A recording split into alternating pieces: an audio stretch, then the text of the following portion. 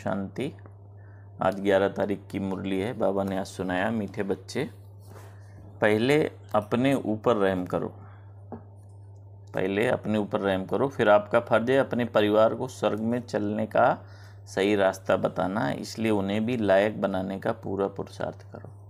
बाबा ने कई बार स्मृति दिलाई है कि पहले स्व सेवा फिर विश्व सेवा। तो बाबा ने इसलिए बोला पहले अपने ऊपर रहम करो, फिर आपका फर्ज है अपने परिवार को स्वर्ग में चलने का रास्ता बताना, इसलिए उन्हें भी लायक बनाने का पुरुषार्थ करो। प्रश्न है, तुम किस रेस के आधार से शिवालय के मालिक बन जाएंगे? तुम किस रेस के आधार से शिवालय के मालिक बन जाएंगे? उत्तर है, फॉलो फादर मदर। सिर्फ एक जन्म पवित्रता की प्रतिज्ञा करो, नरक से दिल हटा दो। शिव बाबा तुम्हारे लिए शिवालय स्थापन कर रहे हैं, जहां तुम चैतन्य में राज्य करेंगे। धंधाधोरी करते बाप और स्वर्ग को याद करने से राजाई का तिलक मिल जाएगा, अर्थात शिवालय के मालिक बन जाएंगे। तो कौन कौन सी चीज़ बाबा ने बताई जरूरी हैं शिवालय के मालिक बनने के लिए? एक तो फॉलो फादर मदर है ना, और पवित्रता की प्रतिज्ञा करनी है, जिससे क्या हो जाएंगे? शिवालय के मालिक बन जाएंगे। गीत है, तुम ही हो माता पिता तुम ही हो। ओम शांति। कुछ न कुछ कहना पड़ता है। ओम शांति या शिवाय नमः, परमात्माए नमः कहते हैं ना, ओम शांति हम कहते हैं, है ना। हम सब आपस में मिलते हैं तो क्या बोलते हैं? दुनिया में लोग नमस्ते राम राम करते हैं ना, बाबा के बच्चे मिलते हैं तो ओम शांति बोलते हैं ना। किस लिए बोलते हैं? क्योंकि आत्मा का स्वधर्म स्मृति में आ जाए। यह है अपना और बाप का परिचय देना।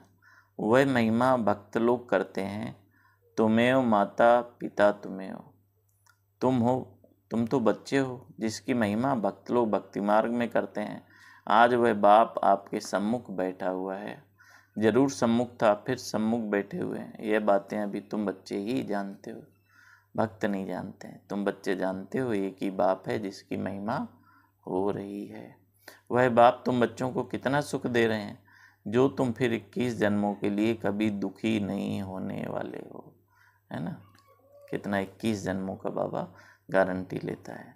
ऐसे बाप के सम्मुख तुम बैठे हो, तुम जानते हो यह हमारा बेहद का बाप है, जो हमको स्वर्ग के सुख देने के लिए सर्विस कर रहे हैं ना। कितनी सेवा करता है बाबा। बाप हमेशा बच्चों को रचकर उन्हों को सेवा के लायक बनाते हैं। बाप जैसे कि बच्चों का गुलाम बन जाता है। लौकिक बाप भी बच्चों की पालना करने में कितनी मेहनत करते हैं, है ना। रात दिन माता को यही चिंता रहती है ना, बच्चे की, छोटे बच्चे हैं जैसे, तो ऐसे ही बाबा कितनी मेहनत करता है। रात दिन यह चिंतन रहता है कि बच्चों की सेवा कर बच्चों को लायक बनाए। वह है हद की रचना के गुलाब, यह है फिर बेहद का बाप।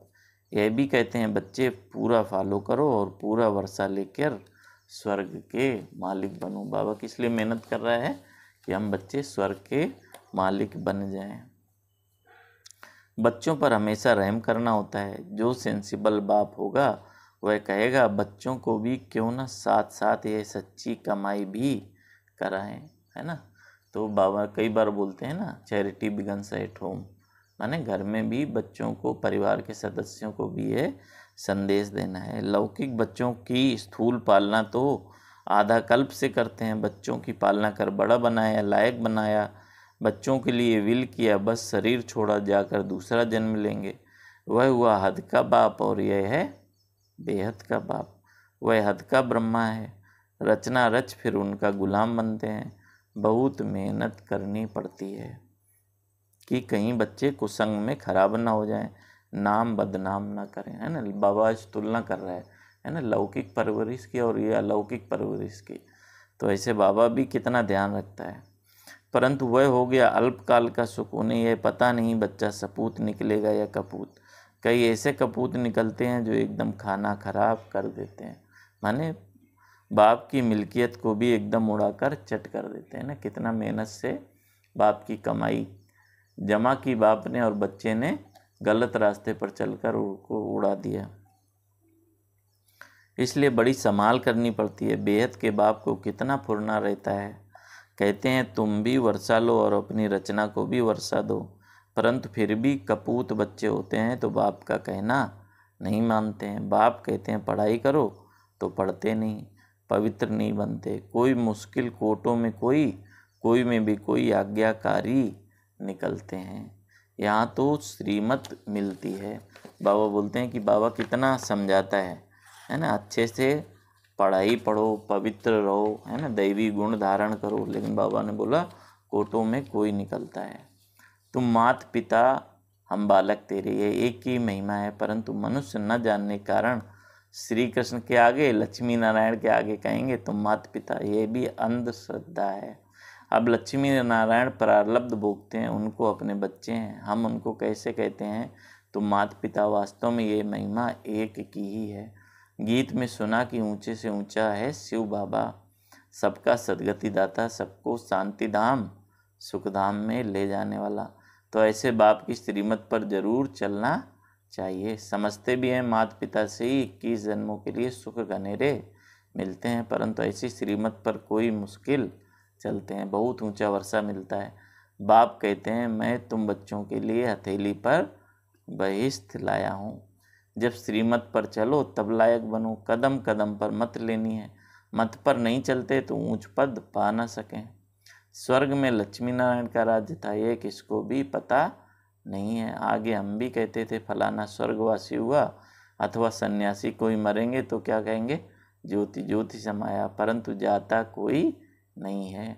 कल भी बाबा ने स्मृति दिलाई ना कि जाता कोई नहीं। अगर किसी को पता हो तो दुख हो तो तुरंत भागें। जीवन मुक्ति व मुक्तिदाता एक ही बाप है, वह ना आए तब तक कोई जा नहीं सके। वह है निराकारी दुनिया। निराकारी बाप और निराकारी आत्माएं वहाँ रहती हैं जिसको क्या कहा जाता है, जहाँ बाबा रहते हैं उसको परम धाम कहा जाता है। साइंस घमंडी समझते हैं यहाँ ही जन्मते और मरते हैं जैसे मच्छर, सृष्टि के चक्र का किसको भी पता ही नहीं। सर्वव्यापी के ज्ञान से कोई कुछ भी समझ न सके। अब तुमको बाप मिला है, कहते हैं बच्चे अब वापस चलो, मैं कल पहले मुआफिक सबको ले जाने आया हूँ। चलो आत्माओं अब घर है जाना। तुम्हारी आत्मा में बहुत खाद पड़ी है। सबकी आत्मा व शरीर आयरन एज्ड हो गए हैं, उनको फिर से सतो प्रधान बनना है ना। पहले कौन सी दुनिया, सोने की दुनिया, फिर चांदी की दुनिया, फिर तांबे की दुनिया, और अभी बाबा ने बोला सब आयरन एज हो गए, तो उनको फिर से सतो प्रधान बनाना है। फिर से सोने की दुनिया, सोना माने पारसनाथ है ना। पारस का क्या गुण होता है, लोहे को भी सोना बना देता है। तो ऐसे पारसनाथ शिव बाबा, उसके संग में, उसके ज्ञान से आत्मा भी सतयुग के लायक सोने की, कंचन की बन जाती है। तो बाबा ने बोला तुम्हारी आत्मा में बहुत खाद पड़ी है, उनको फिर से सतो प्रधान बनना है। तुम बच्चों की आत्मा सतो प्रधान थी, तब गोल्डन एज वर्ल्ड था। पवित्र आत्मा का पवित्र सोने जैसा शरीर था, उसको सच्चा जेवर कहा जाता था। अब तो क्या हो गया है, 1% भी सच्चा सोना नहीं रहा है ना। आत्मा में कितनी मिलावट हो गई है, वो पूरा रूप ही परिवर्तन हो गया। कहाँ सोने की आत्मा और कहाँ अभी लोहे की हो गई, खाद पड़ी हुई है। अब बाप कहते हैं सिर्फ मुझ बाप को याद करो तो सच्चा सोना बनते जाएंगे, आत्मा उड़ने लग जाएगी। अभी पंख टूटे हुए हैं, जैसा पुरुषार्थ करेंगे वैसा पद पाएंगे। कितनी ऊंची पढ़ाई है। भगवान वाच, मैं तुमको राजयोग सिखलाता हूँ जिससे तुम राजाओं का राजा बनेंगे ना। राजयोग का क्या अर्थ है ना। इस योग से राजा बनते हैं, पहले अपनी कर्मेंद्रियों का और फिर सतयुग के। तो बान बोला इस राजयोग से तुम राजाओं का राजा बनेंगे। विकारी पुजारी राजाओं के भी पूज्य बनेंगे। गाया हुआ है आप ही पूज्य आप ही पुजारी। तुम जानते हो हम सो पूज्य देवी देवता थे, फिर हम सो पूज्य क्या बने, चंद्रवंशी बने, फिर वैसे शूद्र बनते हैं। हम सो पूज्य और पुजारी बनते हैं, बाप आकर पुजारी से पूज्य बना रहे हैं।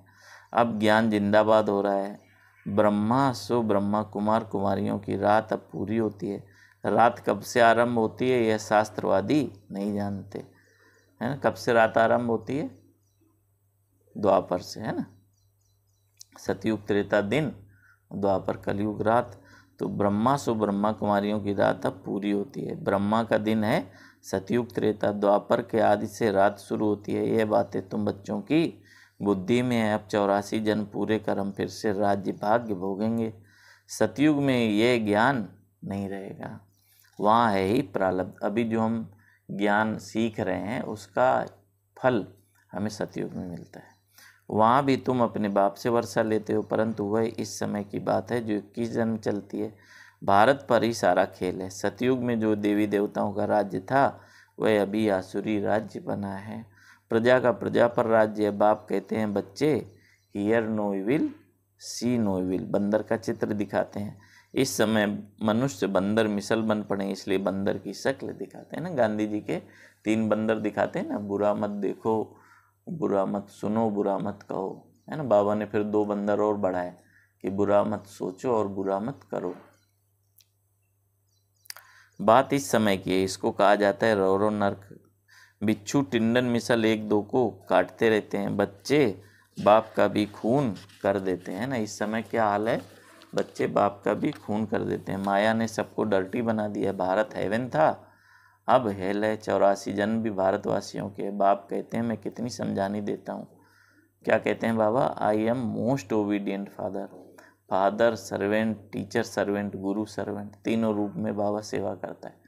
पिता के रूप में, टीचर के रूप में और गुरु के रूप में। बाबा कहते हैं अब मैं आया हूँ। पंडित लोग भी यात्री के सर्वेंट होते हैं, रास्ता बताने वाले। अब मैं तुम बच्चों को स्वर्ग ले चलने के लिए गाइड बना हूँ, लिबरेट करता हूँ। हिस्ट्री रिपीट जरूर होगी। ग्रंथ में भी कहते हैं है भी सत, होशी भी सत, एक ओमकार ये परमात्मा की महिमा है ना। गुरु ग्रंथ साहब में सिख लोग शिव बाबा की ऐसी महिमा करते हैं, है ना। एक तरफ कहते हैं अजोनी, दूसरी तरफ कहते हैं सर्वव्यापी। अजोनी माने किसी भी योनि में नहीं आने वाला, फिर एक तरफ कह देते हैं सर्वव्यापी। जिधर देखता हूँ तू ही तू है, यहाँ हम आए हैं मौज करने, ऐसे बहुत कहते हैं। अब बाप कहते हैं बच्चे ये सब बातें तुम्हें डुबाने वाली हैं। सर्वव्यापी का ज्ञान डुबो देता है। बाप कितना समझाते हैं, कोई तो झट निश्चय करते हैं कि बाप से वर्षा लेना है। इन जैसा स्वीट फादर मिल नहीं सकता। स्वर्ग की स्थापना करने वाला बाप है। जब बाप मिले तभी हम स्वर्ग के मालिक बने। ऐसे बाप को झट अपना बनाना चाहिए। मुझे तो बच्चे चाहिए जो कल पहले बने थे, वो ही आकर सपूत या कपूत बनेंगे। कल पहले मुआफिक स्त्री की बच्चों की जवाबदारी क्रिएटर बाप के ऊपर है। उनका फर्ज है बच्चों को भी स्वर्ग का मालिक बनाना। पहले तो अपने ऊपर रहम करो। ऐसे नहीं कि बाबा कृपा करेंगे तो सब लक्ष्मी नारायण बन जाएंगे। बाबा ने बहुत बार बताया यहाँ कृपा आशीर्वाद की बात नहीं। बाबा की पढ़ाई, बाबा की शिक्षाएं, यही ही कृपा है ना। टीचर भी क्या करता है, पढ़ाई कराता है ना, बिना पढ़े तो नंबर नहीं देता है।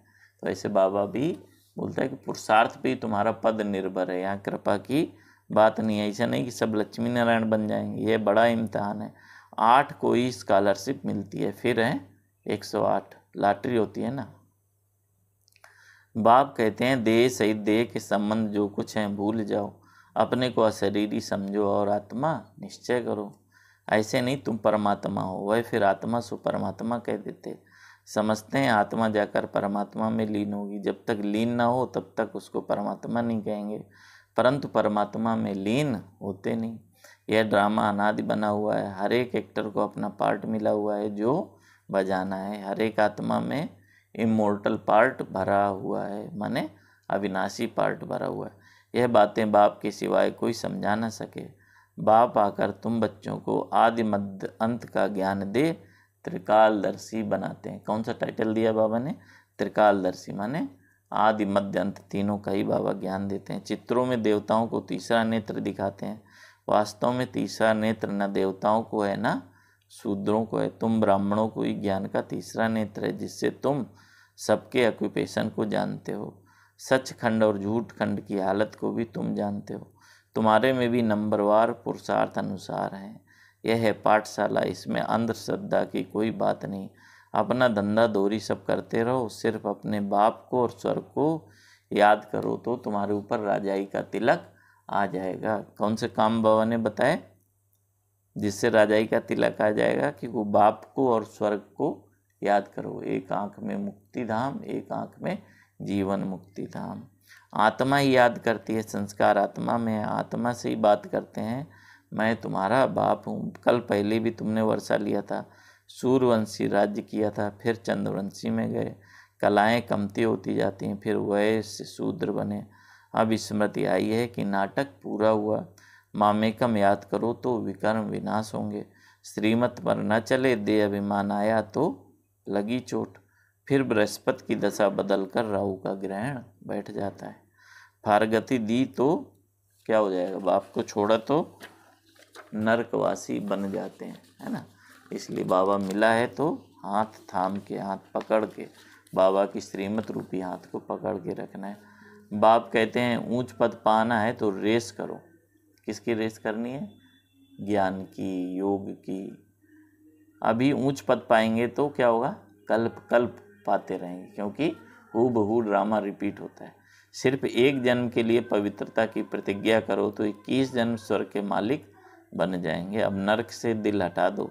शिव बाबा तुम्हारे लिए शिवालय स्थापन कर रहे हैं जहाँ तुम चैतन्य देवताएं राज्य करेंगे। तो क्या शिवालय का मालिक बनने चाहते हो? बाबा पूछ रहे हैं। तो क्या करना है? Follow mother father. जो कुछ है सब बच्चों के लिए है। राजा भी तुम बनेंगे, तुम ही थे, अब क्या बने हो? रंक बने हो।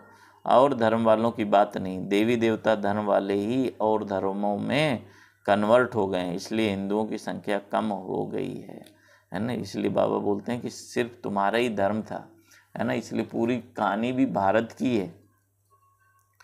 बाबा ने बोला और धर्मों में कन्वर्ट होने से संख्या कम हो गई है, नहीं तो भारत की संख्या सबसे जास्ती होनी चाहिए। तुमको भगवान पढ़ा रहे हैं, कितना ध्यान देना चाहिए। ये बड़ी वंडरफुल पढ़ाई है ना। क्या वंडर है कि बूढ़े बच्चे जवान सब पढ़ते हैं, है ना। बाबा पिता बच्चे सभी के लिए एक पढ़ाई है। बीमार भी पढ़ सकते हैं। अगर बाप और वर्षों को याद न किया तो माया थप्पड़ मार देगी। ब्लड से लिख देना चाहिए, मैं रात दिन बाबा को याद करूँगा। इतना बाबा बोलते हैं कभी कि गांठ बांध लो, निश्चय कर लो, प्रतिज्ञा करो। तो आज बाबा ने बोला ब्लड से लिख देना चाहिए, मैं रात दिन बाबा को याद करूँगा, शिव बाबा का हाथ पूरा पकड़ूंगा, जो बाबा कहेगा सो करूँगा। शिव बाबा कहते हैं बच्चों की संभाल करो, जो बचे उनसे 2 मुट्ठी शिव बाबा की सर्विस में लगा दो, फिर उसका एवजा तुमको इतना मिलेगा जितना साहूकार का लाख देने से बनेगा। बाबा गरीब बच्चों का कितना ध्यान रखता है कि साहूकार अगर 1 लाख देता है और तुम 1 रुपये भी देते हो, है ना, अगर कमाई नहीं है तुम्हारे पास, उससे भी कुछ निकाल के देते हो तो फल बराबर मिलेगा। प्रत्यक्ष फल मिल जाता है। ऐसा नहीं कि भविष्य में मिलेगा, प्रत्यक्ष फल इस जन्म में भी तुम्हारे भंडारे भरपूर हो जाएंगे। इतना बाबा के ज्ञान में, बाबा की श्रीमत में शक्ति है। बाबा ने बोला प्रत्यक्ष फल मिल जाता है। अच्छा, बाबा ने सुनाया माता पिता बाप दादा का मीठे मीठे शिकल दे बच्चों प्रति याद प्यार और गुड मॉर्निंग। रूहानी बाप की रूहानी बच्चों को नमस्ते। हम रूहानी बच्चों की रूहानी बाप दादा को याद प्यार गुड मॉर्निंग, नमस्ते बाबा, नमस्ते। आज की मुरली से धारणा के लिए मुख्य सार है। बाबा ने क्या सुनाया, 1 मिनट चिंतन करेंगे। बाबा ने आज शिवालय का मालिक बनने के लिए क्या शिक्षाएं दी, क्या श्रीमत दी, हमारी दिनचर्या में, हमारी धारणा में क्या हमें शामिल करने की ज़रूरत है। चलो बाबा की मुरली से धारणा के लिए मुख्य सार। देह तथा देह के सर्व संबंध भूल अशरीरी आत्मा बनने का अभ्यास करना है। बाप से श्रीमत लेकर कदम कदम उस पर चलना है। पढ़ाई पर पूरा पूरा ध्यान देना है। दृढ़ संकल्प करना है कि रात दिन एक बाबा की याद में रहूँगा और जो बाबा कहेंगे वह अवश्य करूँगा। बाबा ने आज पक्का कराया, hear no evil see no evil, है ना। बुराई से बचना है, ना बुराई देखनी है, ना बुराई करनी है। बहुत सुंदर वरदान है आज की मुरली से। एक समा के पीछे परवाने बन फिदा होने वाले कोटों में कोई श्रेष्ठ आत्मा भाव, है ना। समा होती है, उसके ऊपर पतंगे आते हैं, कोई तो चक्कर लगा के चले जाते हैं, कोई उस पर कुर्बान हो जाते हैं, है ना। सब आस लगाए बैठे हैं, है ना, प्रभु मिलन की, प्रभु परवाने पर, है ना। वो कोटों में कोई होते हैं। प्यार प्रभु का पाने वाले कोटों में कोई होते हैं। सारे विश्व के अंदर हम कोटों में कोई में भी कोई श्रेष्ठ आत्माएं हैं, जिन्होंने स्वयं अनुभव करके ये महसूस किया है कि हम कल पहले वाली श्रेष्ठ आत्माएं हैं। अनुभव होता है ना बाबा के ज्ञान में, जब हम चलते हैं, बाबा में जब निश्चय होता है तो ये एहसास होता है कि कल पहले वाली हम आत्मा हैं, जिन्होंने स्वयं को बाप समा के पीछे फिदा किया है। वे चक्र लगाने वाले नहीं, परवाने पर फिदा होने वाले हैं। फिदा होना अर्थात मर जाना, तो ऐसे जलने मरने वाले परवाने होना, जलना ही बाप का बनना है। जलना अर्थात संपूर्ण परिवर्तन होना। कोई चीज़ जलती है तो रूप परिवर्तन हो जाता है ना। उसी तरह हमारे पुराने संस्कार, पुरानी आदतें जल जाएं, स्वाह हो जाएं, परिवर्तन हो जाएं, तो वही बाबा ने बोला सच्चे परवाने हैं। आज की मुरली से स्लोगन है, बाबा के मिलन की और सर्व प्राप्तियों की मौज में रहना ही संगम युग की विशेषता है। बाबा के मिलन की और सर्व प्राप्तियों की मौज में रहना ही संगम युग की विशेषता है। बाबा मिला, सब कुछ मिला। बाबा से कितनी प्राप्तियां हुई, उसकी स्मृति में रहना ही संगम युग की विशेषता है। अच्छा, ओम शांति। बाबा की याद का सुंदर गीत सुनेंगे। प्रभु तेरी याद में दिल गुनगुनाता है, प्रभु तेरी याद में दिल गुनगुनाता है। अब तो हर चेहरे पे तेरा ही नूर नजर आता है, प्रभु तेरी याद में दिल गुनगुनाता है, प्रभु तेरी याद में दिल गुनगुनाता है। नैनों की ललक प्रभु तुम, सांसों की महक प्रभु तुम, नैनों की ललक प्रभु तुम, सांसों की महक प्रभु तुम, बन के बाहर छाए हो तुम, मेरी जिंदगी हो प्रभु तुम, साथ रहूं हर पल, दिल ये सदा चाहता है, प्रभु तेरी याद में दिल गुनगुनाता है, प्रभु तेरी याद में दिल गुनगुनाता है। फूलों में महक जैसे, यादों में हो समाए ऐसे, फूलों में महक जैसे, यादों में हो समाए ऐसे, मेरी जिंदगी में आए हो, हर पल में छाए हो, साथ रहूं हर पल, दिल ये सदा चाहता है, प्रभु तेरी याद में दिल गुनगुनाता है, प्रभु तेरी याद में दिल गुनगुनाता है। अब तो हर चेहरे पे